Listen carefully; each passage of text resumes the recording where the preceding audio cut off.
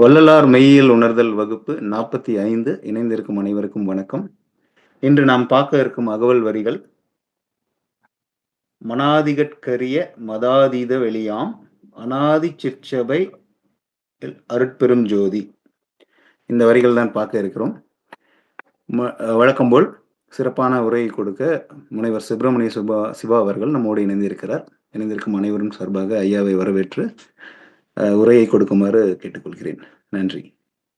அருட்பெரும் ஜோதி அருட்பெரும் ஜோதி தனிப்பெரும் கருணை அருட்பெரும் ஜோதி எல்லா உயிர்களும் இன்புற்று வாழ்க வள்ளல் மலரடி வாழ்க வாழ்க.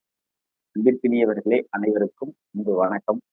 நமது வள்ளலார் பணியகம் ஒருங்கிணைக்கக்கூடிய வள்ளலார் மெய்யியல் உணர்தல் வகுப்பு 45 சந்திப்பதில் பெருமகிழ்ச்சி. இன்றைக்கு ஒரு முக்கியமான அந்த ஆழமான அருட்பெரும் ஜோதி அகவலை சிந்திக்க இருக்கின்றோம். இன்றைக்கு சிந்திக்க இருக்கக்கூடிய அகவல் வரிகள் மனாதிகட்கரிய மதாதீத வெளியாம் அனாதி சிற்றபையில் அருட்பெரும் ஜோதி. மனாதிகட்கரிய மதாதீத வெளியாம் அனாதி சிற்றபையில் அருட்பெரும் ஜோதி. 81 மற்றும் 82வது வரிகள் சிந்திக்க இருக்கிறோம்.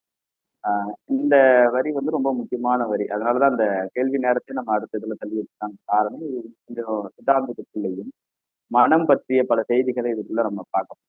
அதனுடைய மனத்தினுடைய இன்டர்நெட் எப்படி அந்த அறிவு பற்றி விளக்கத்தை அது பார்த்தாதான் நமக்கு அதை ஐயா மூலமா அதை சொல்றாங்க அப்படின்னு நமக்கு தெரியும்.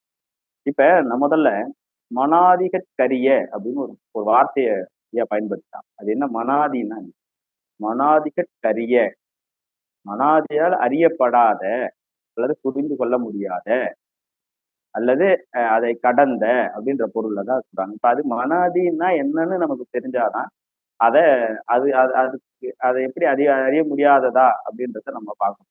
இப்ப மனாதி என்ற சொல்லு எங்க வருது அப்படின்னா, நாம இந்த 36 தத்துவங்கள் பார்த்தோம் வகுப்புல. நிறைய அந்த தத்துவங்கள் பத்தி பேசிருக்கு. 36 96 தத்துவங்கள் எல்லாம் பேசி அப்படியே நீங்க திரும்ப அப்படியே ஒரு முன்னோட்டமா முன்னாடி போங்க. தத்துவங்கள் 36. 36ல ஆன்ம தத்துவங்கள் 24, வித்யா தத்துவம் 7, சிவ தத்துவம் 5, ஆக 36 தத்துவங்கள் அப்படின்னு நம்ம படிச்சோம். அந்த 36ல ஆன்ம தத்துவத்தை நம்ம 24 ஆக்கும். இந்த 24 என்பது பொதுவாக எல்லா சமயத்திலும் பேசப்படுகிற ஒரு முக்கியமான மெய்க்கூறுகள் அப்படின்றத நம்ம ஏற்கனவே பார்த்தோம்.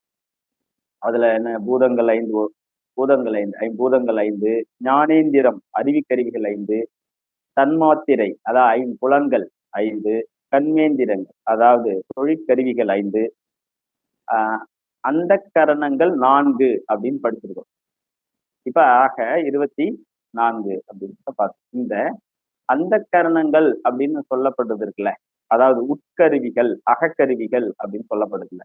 என்னென்ன சொல்லப்படும்னா, மனம், புத்தி, அகங்காரம், சித்தம் அப்படின்னு சொல்லுவாங்க. இது எல்லாமே அகத்துக்குள்ள இயங்குற கருவி.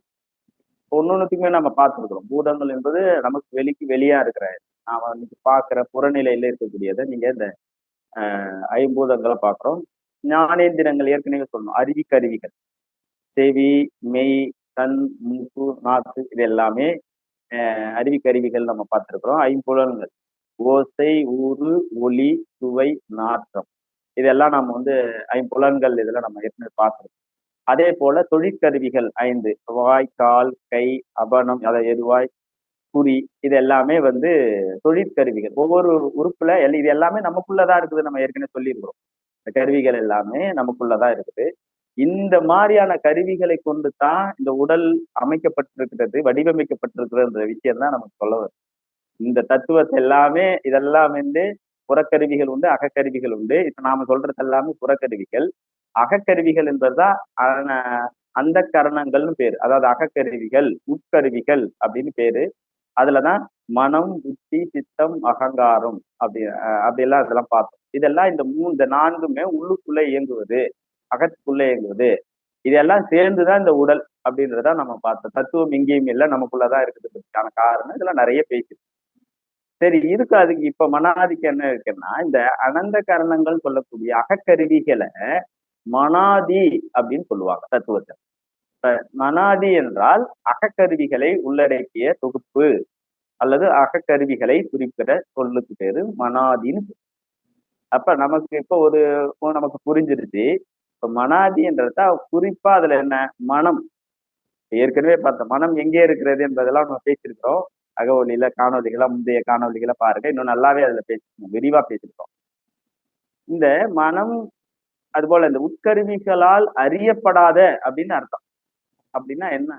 அறிதல் என்பது ஏற்கனவே நம்ம பேசியிருக்கோம். அறிவு அறிவு என்பதெல்லாம் ஒரு ஆழமான மெய்யியல் சார்ந்த செய்திகளா நம்ம நிறைய பேசிட்டோம்.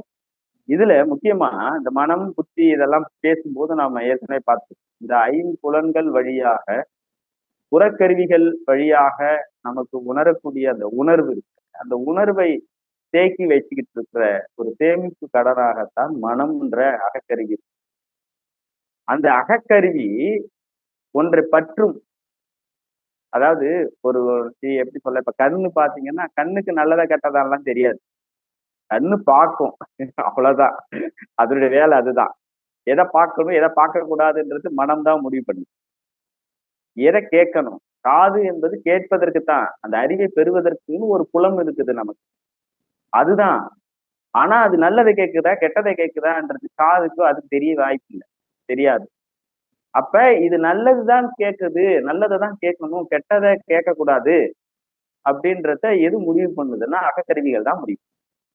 கெட்டது வாய் பேசத்தான், நல்லதை பேசணுமா தீமையான கெட்ட வார்த்தைகள்ல பேசணுமான்றது முடிவு பண்றது வாய் அல்ல, மனம்தான். அப்ப இந்த ஒழுங்கு கருவிகள் உள்ளுக்குள்ள இருக்கிற இதெல்லாம் ஒழுங்கு கருவிகளா இறையருளால இயற்கை படைக்கிறது, இயல்பா இருக்கு. இதை வச்சுதான் அறிதல் என்பதே இருக்கு. இதைத்தான் நமக்கு நம்முடைய 2000 ஆண்டுகளுக்கு முன்னாடி இருக்கிற தொல்காப்பியத்துல அறிவு பற்றியான பல விளக்கங்கள் இருக்கு.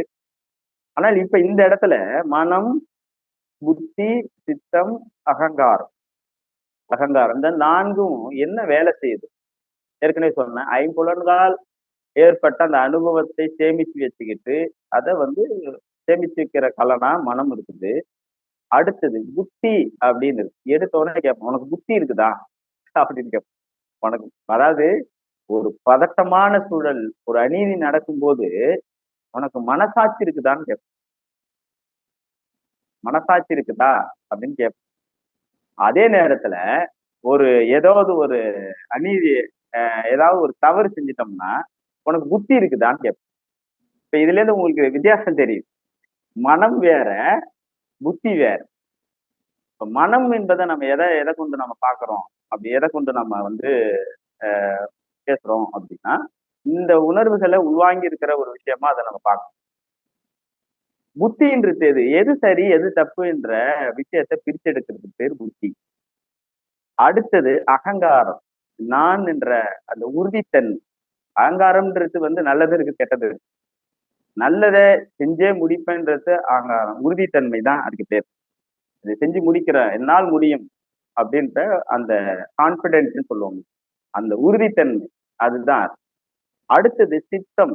சித்தம்ன்றது தான் இது சரி இது தப்புன்றது முடிவு செய்யற விஷயமா அதுதான் இருக்கு அப்படின்னு நம்ம பார்க்கிறோம். இப்ப இதெல்லாம் நம்ம பார்க்கிறோம். இதுதான் இதனுடைய தொகுப்பா தான் நம்ம மனாதிகற்கு அப்படின்ற செய்திகளை சொல்றாங்க. நம்ம பார்த்துருக்கோம். இதைதான் நம்ம பெருமானாரும் இந்திர அறிவு, புலனறிவு, மன அறிவு, ஜீவ அறிவு, கடைசியாக ஆன்ம அறிவு அப்படின்றதெல்லாம் நம்ம நிறைய செய்திகளை நம்ம பேசியிருக்கோம். அதை பத்தி எல்லாம் நம்ம பல விஷயங்கள் பேசியிருக்கோம். அந்த 36 தத்துவங்கள்ல நீங்க அதை விரிவா பாருங்க. மனம் பற்றிய விஷயங்களை நான் நிறைய பேசியிருக்கேன், அதையும் அதை விரிவா பார்த்து. இந்த இடத்துல மனாதிகற்கு அப்படின்றத அந்த விஷயத்துக்கு அதுக்கு சொல்றதுக்கு முன்னாடி நம்ம ஒரு முக்கியமான செய்திகளை புரிஞ்சுக்கணும். மனாதிகற்கே அப்படின்னா நம்ம மனதை தாண்டியது அப்படின்னு அர்த்தம். இப்ப மனம் என்பது என்ன, நமக்குள்ளதான் இருக்குது, மனிதனுக்கு மட்டும்தான் அது சிறப்பு அறிவாக இயற்கை படைப்புல அமைச்சிருக்கு, இறை அமைச்சிருக்கு, அதுதான். ஆனால் தொல்காப்பியம் கிட்டத்தட்ட 8000 ஆண்டுகள் சொல்றாங்க. அதனுடைய சராசரியான தொல்காப்பியம் நமக்கு இலக்கியத்துல நமக்கு இலக்கண நூல். அந்த நூல் பத்தி, அந்த நூல்ல நம்ம இப்ப ஆய்வாளர்கள் ரொம்ப சாதாரணமா சொல்லும்போது அது நிறைய இன்னும் அந்த காலம் இன்னும் ஆய்வுக்கு உட்பட்டு தான் இருக்கு. ஆனால் அவருடைய காலம், அந்த மொழி வளர்ச்சி இதெல்லாம் பார்க்கும்போது 8000 ஆண்டுகள், குறைந்தபட்சம் 8000 ஆண்டுகள் அப்படின்றத சான்றோர்கள் சொல்றாங்க. இப்ப 8000 ஆண்டுகளுக்கு முன்னாடி ஒரு அறிவு பற்றிய நமக்கு ஒரு பெரிய நீண்ட அறிதல் இருக்கு. இப்ப ஏன் சொல்ல வரேன்னா, இந்த மனம் பற்றியதுல என்னென்ன அறிவிலிருந்து அவன் மேல வந்திருக்கிறான்றதுக்கான சான்று தான் இது. இப்ப அதுல என்ன சொல்றாங்க? ஓரறிவு அதுவே, ஒன்றறிவு அதுவே, உற்றறிவு அதுவே அப்படின்னு சொல்றாங்க. ஈரறிவு அதுவே, அதனோடு நாவே, மூன்றறிவு அதுவே, அவற்றோடு மூக்கே, நான்கறிவு அதுவே, அவற்றோடு கண்ணே, ஐந்தறிவு அதுவே, அவற்றோடு செவியே, ஆறறிவு அதுவே, அவற்றோடு மனனே அப்படின்னு சொல்றாங்க. இப்ப நமக்கு அந்த இதெல்லாம் உங்களுக்கு தெரிஞ்சிருக்கு. இந்த பாடல்லாம் நீங்க படிச்சிருப்பீங்க, தெரிஞ்சிருக்கும். இதுல சிறப்பு என்னன்னா, 6வது அறிவு எது என்றால் நம்ம ஆள்கள் பகுத்தறிவுன்னு சொல்லிட்டு இருக்காங்க ஊர்ல. நம்ம எல்லாரையும் கேட்டீங்கன்னா, அறிவு என்பது பகுத்தறிவு தான் அப்படின்னு. எவ்வளவு பெரிய பிழையான கருத்து பாருங்க. பகுத்தறிவுங்கிற அறிவு எல்லாத்துக்குமே உண்டுங்க. ஒரு பொட்டாசினி உட்பட, ஒரு எறும்புக்கு, ஈக்கு, ஒரு செடிக்கு எல்லாத்தையுமே அதுக்கு உணர்வு. அப்ப இது எல்லாமே பகுத்த அறிவு இல்லாமல, பகுத்த அறிவு தான் பகுத்து அறிஞ்சாதான் அதுக்கு பேர் அறிவு. அது எல்லாத்துக்குமே உண்டு. இது நாம சொல்லல, தொல்காப்பியம் சொல்ற. ஆறறிவு அதுவே, அவற்றோடு மனனே அப்படின்ற. அப்ப இதுக்கெல்லாம் நம்ம ஏன் இதெல்லாம் நம்ம இதுக்கு சொல்ல வரோம் அப்படின்னா, மனிதனுக்கு மட்டும்தான் அந்த சிறப்பு அறிவு இருக்கு. இந்த இப்படி சொல்லப்படுகிற இந்த மனம் பற்றிய இந்த இந்த அறிவு தொகுப்புல இதெல்லாம் அறியப்படாத பல விஷயங்கள் இருக்குப்பா. மனம்ன்றது சொல்ல அந்த கரணம் அப்படின்னு சொல்றோம்ல, அந்த கரணம் மனம், புத்தி, அகங்காரம், சித்தம், இந்த 4னுடைய தொகுப்பு தான் ஒரு மனித வளர்ச்சியில, நம்ம அறிவு வளர்ச்சியில வேலை. நம்ம அன்றாட வாழ்வுல இது எல்லாமே செயல்படுறதுனாலதான் இது சரி, இது தவறுன்றதை நம்மளால கண்டுபிடிக்கணும். இப்படி இந்த தொகுப்பை தாண்டி அதுக்கும் அறியப்படாத அப்படின்ற விஷயம்தான். இப்ப நாம இது எல்லாமே நமக்கு புறநிலையில வேற மாதிரி சொல்லப்படும். வேற மாதிரி அப்படின்னா, நமக்கு இதுதான் அப்படின்ற மாதிரி நம்ம போயிடும். வாழ்ந்து அதுக்குள்ள போகத்தான் நமக்குள்ள இருக்கக்கூடிய அந்த அந்த உண்மை வெளிப்படுது. அதனாலதான் இந்த ஒரு தேடல், தனக்குள்ளே தேடுவது, தனக்குள்ளே இந்த மனத்தை கட்டுப்படுத்துவது, நல்வழிப்படுத்துவது, இதெல்லாம் நம்ம அறநெறிகள் அதனாலதான் அதெல்லாம் கொடுத்துக்கிறாங்க. அப்ப இந்த மனாதி என்று சொல்லப்படுகிற மனம் உள்ளிட்ட அகக்கருவிகளால் அறியப்படாத அப்படின்ற விஷயம் நமக்கு புரியுது. இது எல்லாமே இந்த மனாதி என்பது ஏன்னா இது மனிதருக்குரியது மட்டும்தான், அதுக்காக சொல்ல வர. மனம் என்பது மனாதி என்பது மனிதர்கள் மனம் பற்றியதுதான், மனத்தினுடைய செயல்பாட்டு பொறுத்தியதுதான். இப்ப இந்த ஓரறிவு இதெல்லாம் ஒரு அறிவுடைய படிநிலை. இதற்கெல்லாம் இதெல்லாம் இந்த 5 அறிவு இருக்கக்கூடிய எந்த அறிவாலும் இந்த மனாதி என்ற நிலை அதுக்கு பொருந்தாது. மனிதர்களுக்கு தான் நம்ம சொல்ல முடியும். அப்ப மனாதிகத்தறிய மதாதீத வெளியம், இது ரொம்ப முக்கியமான வார்த்தை. மா பிளஸ் அதீதம் அப்படின்னு பேர். இதுக்கு 2 பொருள் இருக்கலாம். மா என்ன, அறிவு. அதீதம் என்றால் கடந்தது அப்படி இதெல்லாம் நம்ம பார்த்திருக்கோம். அதீதம் என்றால் கடந்தது, மதாதீதம், அதீதம், துரிதம், துரியாதீதம் அப்படின்லாம் நம்ம பார்த்திருக்கோம். அதெல்லாம் அதனை கடந்தது. சமயாதீதம், சமயம் கடந்தது அப்படின்னு சொல்றோம். அப்ப மதாதீதம் என்பது மதங்கள் உட்பட்ட, அறிவுக்கு உட்பட்ட அனைத்தையும் கடந்த அப்படின்னு அர்த்தம். அப்ப மதாதீத வெளியாம். இதுல இன்னொரு செய்திகளை நம்மளால சொல்ல முடியும். இந்த மதாதீதம் என்பது மதாதீதத்துக்கும் மனாதிக்கு என்னங்க தொடர்பு? இது அடுத்த கேள்வி வரும்ல. இப்ப மனாதிகளுக்கு மனம் உள்ளிட்ட கருவிகளால், உட்கருவிகளால் அறிவதற்கு அரிதாக இருக்கக்கூடிய மதாதீத வெளியம், மதங்களில் சொல்லப்படுகிற அல்லது மதத்திற்கு அப்பாற்பட்ட வெளியாம் அனாதி சிற்றவையில் அருட்பெருமை. இங்க சூக்குமமா தான் இருக்குது. இதை நம்ம பொருத்தி பார்க்கணும். மனாதி என்பது மனம் சார்ந்தது. இதுல பாத்தீங்கன்னா மதாதீதம் என்பது மதம் கடந்த நிலை. இது ஐயா ஒன்னுத்தையுமே பொறுத்துறாருன்றது ஒரு கேள்வி வரும். அப்ப எதுக்காக வருதுன்னா, இந்த மதம் என்றால் என்ன? வேதம், புராணம், இதிகாசம், இதெல்லாம் மதத்துக்குள்ளதானே இருக்குது, மதத்துக்கு வெளியில இல்லைல்ல. அப்ப இது எல்லாமே எதன் உட்பட்டது? மனித அறிவுக்கு உட்பட்டதுதான். இது இப்படிதான் நம்ம அதை புரிஞ்சுக்கணும். மனாதிக்கும் மதாதீதத்துக்கும் ஐயா இதை 2த்தையும் இங்க கோர்க்கிறாரு அப்படின்றதுக்கான சூக்குமம் என்பது, மறைபொருள் என்பது இதுதான். மனித அறிவுக்கு அப்பாற்பட்டது அப்படின்றத சுருக்கம்.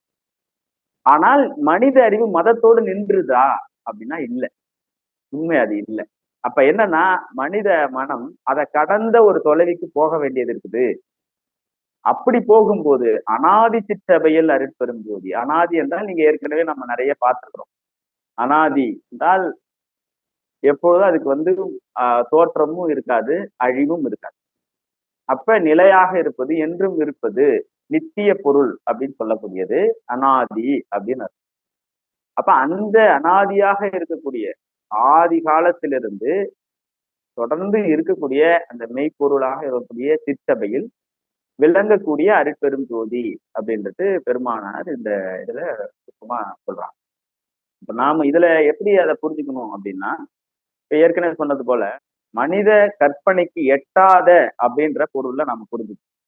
ஏனென்றால் நீங்க சமயம் கடந்து நிறைய செய்திகளை சொல்லும்போது பாருங்க, நம்ம பார்த்து பழகாத ஒரு பொருள் யாராவது நம்ம பார்த்திருக்கோமா, அல்லது வேற ஏதாவது பொருளை நம்மளால ஐடென்டிஃபிகேஷன், அதாவது அடையாளப்படுத்த முடியுமா? நீங்க யோசிச்சு பாருங்க. திருமேனிகள், இறைவனுடைய திருமேனிகள் படிமங்கள் உருவம் படிக்கும் போது கூட நாம் இதுவரையில் பார்க்காத ஏதாவது ஒரு விஷயத்த நாம் ஒரு வடிவமைச்சிருக்கோமா? மனித அறிவியலுக்கு நீங்க சிந்திச்சு பாருங்களேன். இப்ப பாம்புன்னு நம்ம வச்சிருக்கிறோம். ஒரு ஒரு படிமம், ஒரு கடவுள் வச்சுக்கீங்களேன், கடவுள் வழிபாடு நடக்கும். அதுல பாத்தீங்கன்னா தலை மனிதனா இருக்கும், உடம்பு பாம்பு மாதிரி இருக்கும். ஒரு மீன் இருக்கும், மீன் வடிவம் இருக்கு. மீன் பாத்தீங்கன்னா தலை மனிதனா இருக்கு, உடம்பு அது மாதிரி. நீ எந்த வடிவமைப்பானாலும் சரி, நீங்க எல்லாத்தையுமே பாருங்க. நம்ம புறச்சூழலில் இல்லாத, நம்ம பார்க்காத ஒன்றை நாம் வடிவமைச்சிருக்கோமா அப்படின்னா இல்லை, இருக்காது. சரி, இதுதான் செய்தி. ஆனா அது ஒரு குறியீடாக இருக்கலாம். அந்த குறியீட்டாக வச்சு அதிலிருந்து அடுத்த கட்டத்துக்கு போகலாம். அதுதான் நான் ஏற்கனவே சொல்லியிருக்கேன். தெரிந்ததில் இருந்துதான் தெரியாததுக்கு போக முடியும். அப்ப நமக்கு இதுவரையில் இறையாளர்கள்லாம் அனுபவித்த அந்த அனுபவத்தின் தொகுப்பு தான் மதம், சமயங்கள் எல்லாம் இருக்கு. ஆனா அதுதான் முற்றறிவு அப்படின்னு நீங்க யாரும் நம்பாதீங்க. அது இல்லை. அது ஒரு குறிப்பிட்ட உங்களுடைய மனம் அல்லது உங்களுடைய அறிவு எந்த தரத்தில் இருக்கிறோ அந்த தரத்திற்கு அந்த உண்மை உங்களுக்கு விளங்கும். அது இன்னும் மேம்பட, அதுதான் முற்றறிவு என்று சொல்லாதீங்க.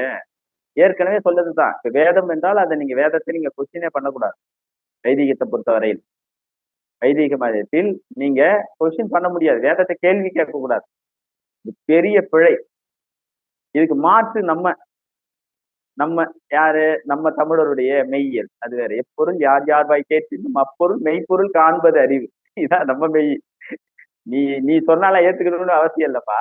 நீ அதை சிந்தி, உனக்கு சரின்னு படுதா இல்லையா, அதை பத்தி ஆராய்ந்து அது சரின்னா ஏத்துக்கு. இந்த மரபு இது தமிழருடைய வழி வழியாக வந்த மரபு. இது இந்த தொடக்கம். இந்த வழியில வர்றதுனாலதான் மெய்யியல் நூல்கள் அதிகமா இருக்குது தமிழர்ல.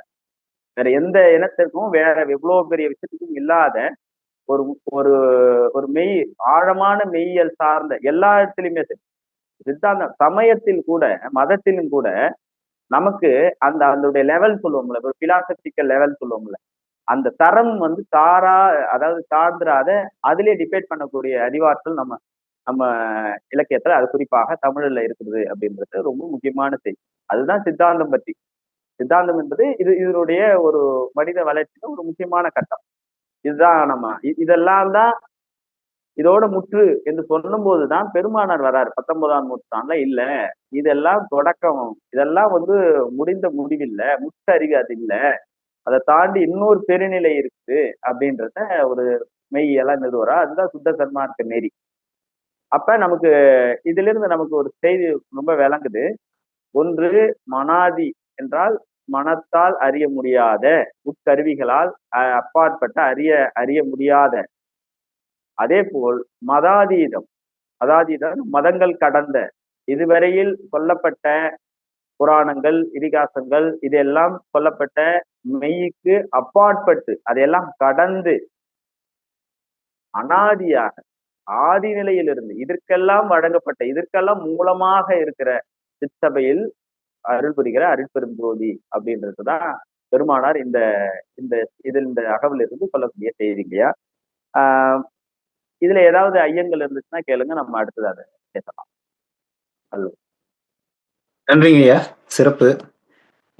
இணைஞ்சிருக்கவங்க உங்களுக்கு கேள்விகள் இருந்ததுன்னா கேட்கலாம்.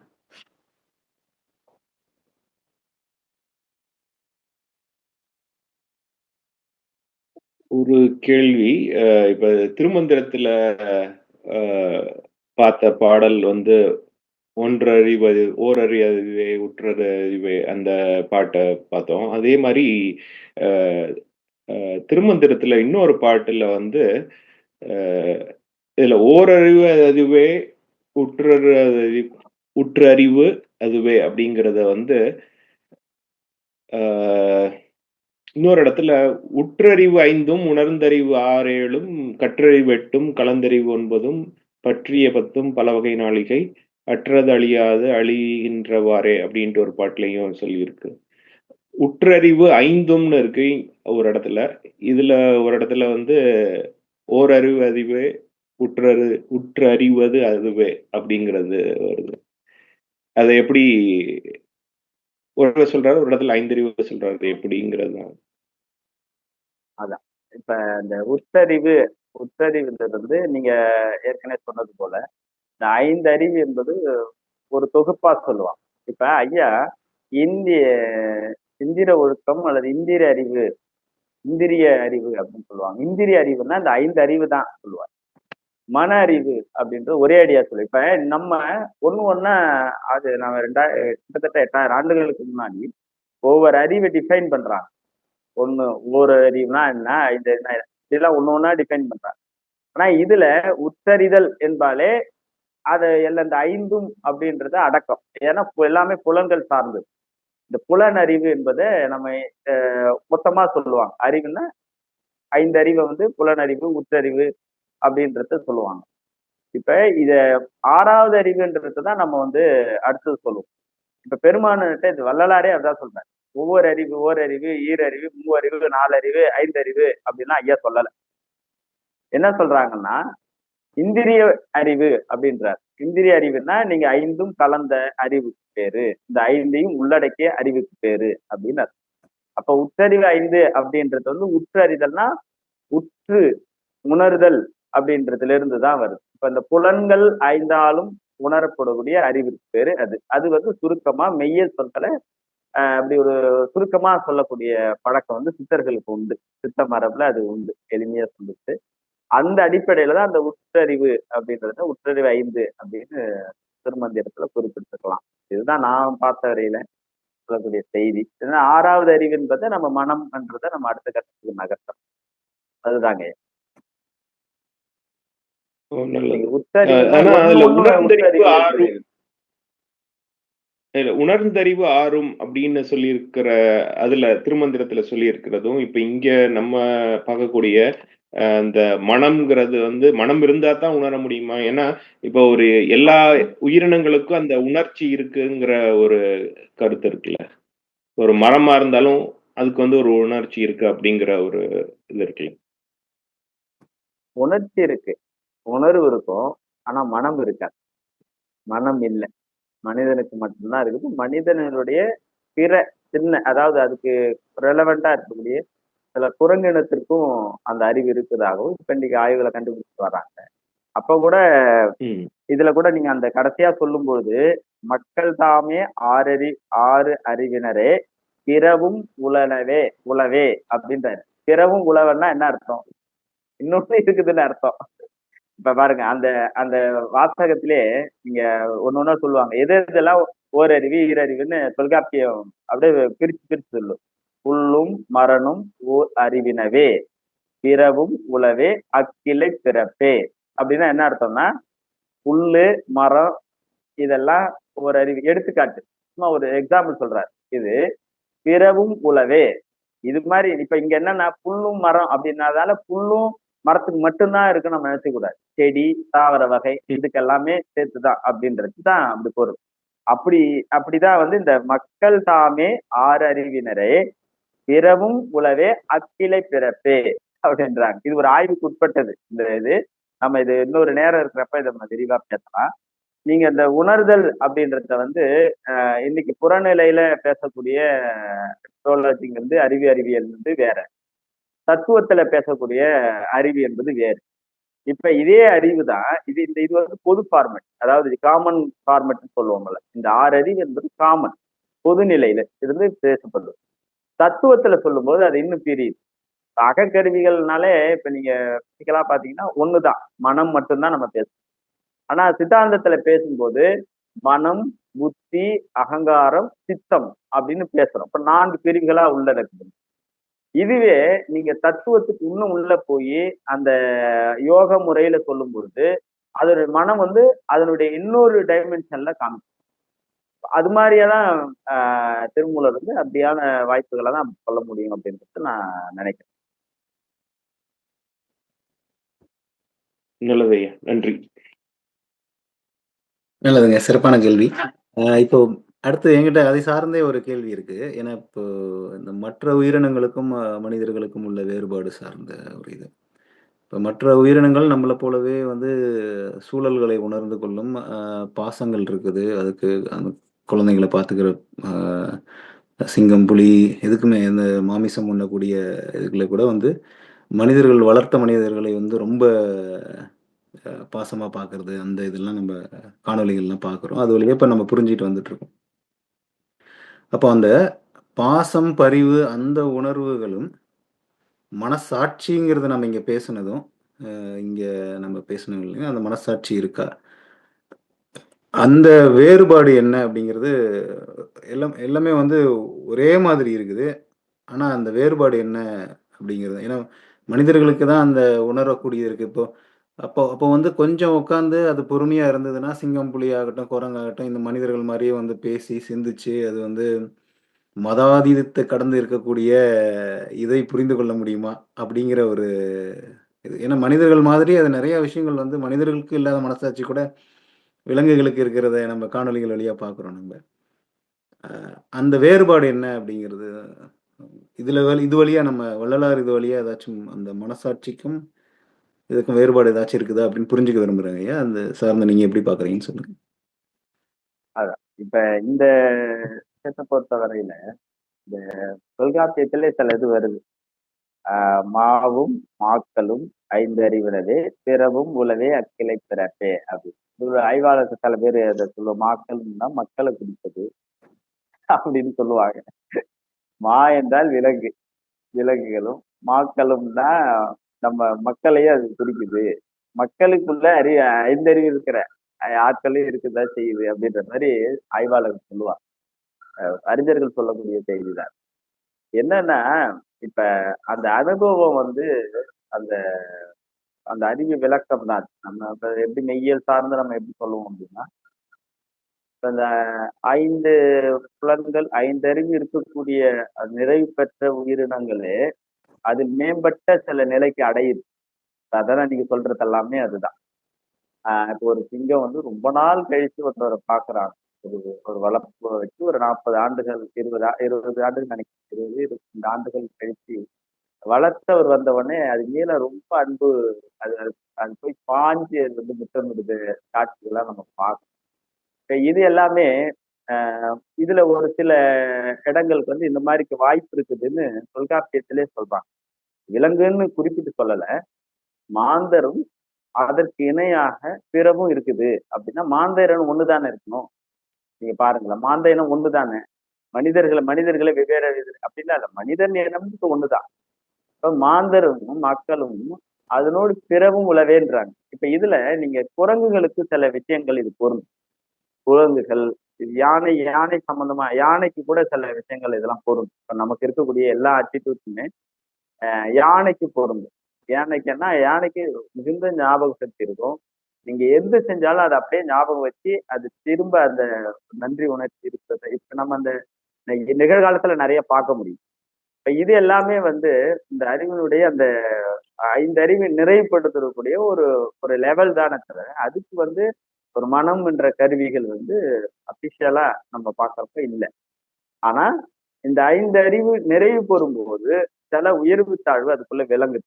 ஒரு விளக்கம் அதுக்கு கிடைக்குது. ஒரு ப்ராசஸ் நடக்குது. அந்த ப்ராசஸ் வழியா தான் இது வந்து இந்த மாதிரியான சின்ன சின்ன விஷயங்கள்லாம் வந்து நடக்குது அப்படின்னு தான் இன்னைக்கு அறிவியல் உலகத்தில் நம்பக்கூடியதுக்கு சில விஷயங்கள் ஆய்வுக்கு உட்படுத்தாவும் இருக்குது. இது ஏன் இப்படி இருக்குது அப்படின்றத எங்களால, ஏன்னா இது மனம் சார்ந்தது. நீங்க இதுதான் இதுக்குதான் அப்படின்னு நீங்க டிஃபைனே பண்ண முடியாது. அதனாலதான் மைண்ட பத்தியான ஆய்வுகள்ல எதுவுமே முடிவுக்கு வராமலே இருக்கு. அது ஒரு ஒரு கருத்தை சொல்லுவாங்க. இதெல்லாம் இப்படிலாம் இருக்குது அப்படின்னு தான் சொல்ல முடியுதே தவிர, இதுக்கு இதுதான் அப்படின்றத மனம் பற்றியதுல சொல்ல முடியாது. ஏன்னா இன்றைக்கு இருக்கிற அறிவியல் கருவிகளை கொண்டு கூட அப்படி நம்ம பண்ண முடியாது. அப்படிதான் இருக்கிற சூழல். நம்ம அதை எப்படி புரிஞ்சுக்கிறோம் அப்படின்னா, ஐந்தறிவு நிறை பெற்ற இருக்கிற அந்த அந்த ஒரு விலங்கு அல்லது ஒரு உயிர் 6 அறிவுக்கு கடத்துவதற்கு ஒரு லெவல் இருக்கலாம். ஏன்னா அதுக்கு ஆப்ஷன் வந்து தொல்காப்பியத்திலே அது சொல்றாரு. மக்களும் அது தாண்டி அதுக்கு பிறவும் இருக்குது. அந்த 6 இது இருக்கிற பண்பு சில உயிர்களுக்கு கூட இருக்குது அப்படின்றத வந்து தொல்காப்பியத்திலே வருது. இப்ப அந்த வரையறைப்படி மாந்தர் இனத்துக்கு மேல ஒரு பெரிய இனம் இல்லை. ஆனா இதுதான் கடைசி இனம். 6 அறிவு இருக்கிறோட சிறப்பறிவோடு இருக்கப்பட்ட இதுதான். இப்ப பிறவும் உலனா அப்படின்னா அர்த்தம்னா அதுக்கு கீழே இருக்கிற சிலதுக்கும் அப்படின்றதுக்கு அர்த்தம். அப்படிதான் நம்ம நம்ம புரிஞ்சுக்கிறோங்க. அப்படிதான் நான் அந்த ஐடியாலஜி நான் அப்படி புரிஞ்சுக்கிறேன். ஆமாங்க. அது பிறவும் உளவே அக்கிலை பிறப்பேங்கிறத அத நேரடியா எடுத்துக்க முடியுது. இப்போ அந்த நேரடியான கேள்வி என்னன்னா, 3 நிமிடம் இருக்கு நமக்கு. இருந்தாலும் அது நேரடியா கேள்வி வந்து, மனிதர்கள் வந்து அடுத்த கட்டத்துக்கு நிலை பெற நம்ம சித்தாந்தம் அந்த மாதிரி கடந்து இப்ப மதாதீதத்தை கடந்து அடுத்த நிலைக்கு போற மாதிரி, அந்த அக்கிலை பிறப்புகளும் அதை அடைய முடியுமா? அப்படிங்கிறது தான். முடியும்னு எங்கேயாச்சும் சொல்லியிருக்காரா? இல்ல முடியாதுங்கிறத ஏதாச்சும் சொல்லியிருக்காரா வள்ளலார்? அதாங்கய்யா கேள்வி. அது இல்ல இப்ப அது சம்பந்தமா நேரடியா ஐயா என்னோட சான்று சொல்லல. நேரடியா இது மாதிரி இதுதான் அது பிறக்கும் அப்படின்னு. ஆனா சமயங்கள்ல அது உண்டு. சமயத்துல சைவ சித்தாந்த சைவ நெறிகள்ல தத்துவத்துல ஒரு எல்லாத்துக்குமே ஒரு ஒரு கன்று ஒரு மாட்டுக்கு ஒரு அந்த அறிவு இருக்குது. இது எல்லாமே நமக்கு எறும்புக்கு அந்த அறிவு இருக்குது அப்படின்றதெல்லாம் இருக்கு. நம்ம இந்த மெய்யல் சார்ந்த இதுலயே நம்ம ஆமா திருவெரும்பூர் கோயிலே வந்து நம்ம எறும்பு வழிபட்ட தலம் அப்படின்னு சொல்லிதானே இருக்கு திருச்சி பக்கத்துல. ஆமா ஆமா ஆமா ஆமாங்க. அப்படி அதுக்கான வாய்ப்புகள் வந்து ஐயா இதுதான் சொல்லியிருக்கிறாங்க. நேரடியா இது அப்படின்னு சொல்லலை தவிர சித்தாந்தத்துல நம்ம சொல்லக்கூடியதை வச்சு நம்ம பார்க்கும்போது சரிதான் இருக்க வாய்ப்பு இருக்குது அப்படின்னு தான் நம்ம பார்க்கணும். சரிங்க ஐயா. இன்னொரு கருத்து அது இப்ப நம்ம மனித இனம் மட்டுமே வந்து ஒரே ஒரு அதாவது மிருகங்கள்ல பல வகையான விலங்குகள் இருக்கு என்ன. ஆனா மனிதர்கள் வந்து நம்மளும் வந்து விலங்குகள் இனத்துல இருந்து இருக்கக்கூடிய ஒருத்தரா நம்மளை பாவித்து கொண்டாலும் இதுல வந்து பல வகைகள் இல்லாம எப்படி போச்சுங்கிறது ஒரு இது இருக்கு. ஏன்னா உயரமான விலங்குகள் இருக்கு, பெரிய கனமான விலங்குகள் இருக்கு, ஒரு சின்ன இது இருக்கு. அந்த ஒரு இதுல வந்து இந்த மனித இனம் மட்டும் பெருவாரியா ஒரே ஒரு அமைப்புல இருக்கிற மாதிரி இருக்குங்கிறது ஒரு மனதில் உள்ள ஒரு கேள்வி எப்பவும் இதெல்லாம் யோசிக்கிறப்ப. நல்லது. இது நமக்கு 1 நிமிடம் தான் இருக்கு. நம்ம இத அடுத்த வகுப்பு வந்து கேள்வி பதில் வகுப்பா வச்சுட்டு நம்ம இருக்கிற கேள்விகள் எல்லாம் நம்ம குழுவுல போட்டுடலாங்க. அந்த இருக்கிற கேள்விகள் எல்லாத்தையுமே நம்ம அடுத்த வகுப்புல அதுக்கான விளக்கங்கள் பார்த்துடலாங்க. சரிங்களா? நல்லது. நன்றி. நன்றிங்க. நன்றி. சிறப்பான உரை 45வது வகுப்பு வந்து மிக சிறப்பாக சென்றது. இணைந்திருந்த அனைவருக்கும் வணக்கம். சிறப்பாக விளக்கங்கள் கொடுத்த ஐயா முனைவர் சுப்பிரமணிய சிவா அவர்களுக்கும் அனைவரும் சார்பாக நன்றி. நன்றிங்க. வணக்கம்.